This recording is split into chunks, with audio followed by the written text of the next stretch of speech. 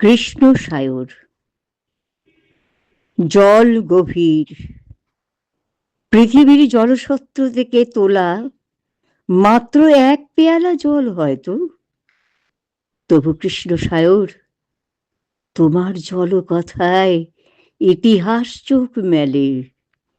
কাকচক্ষু জলে সারিবন্দি যুগেরা হেঁটে যায় অনায়াসে। অথচ রূপ জলে রূপর কৌটোয় প্রাণ ভোমরা খুঁজতে গেলেই লক্ষ লক্ষ কঙ্কাল যেন অট্ট হাসিতে ফেটে পড়ে।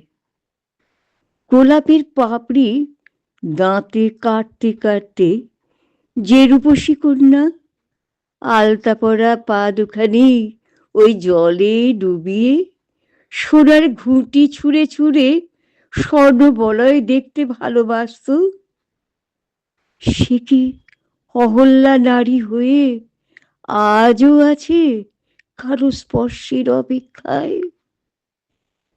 কৃষ্ণ সায়র, তোমার কালো জলে তরল রূপ ঢেউ তুললেই চাঁদেরা সূর্যেরা গলে গলে পড়ে। তোমার গহীন জলে চোখ রাখলেই রাত্রি গভীর হয় আরো। মাঝ সায়রে নৌকার দাঁড়ে ঝড় ছপ ছপ, নৌকোময় জমা হয় লবণ সমুদ্র।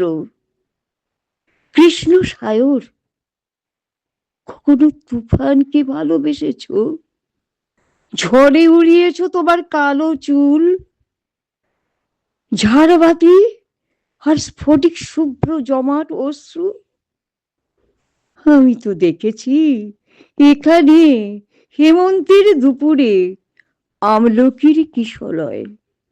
আমি তো দেখেছি বসন্তের সব রঙে নিভৃত চিত্রকলা। শীতের নিথর নিশীতে হিমানির উৎসব।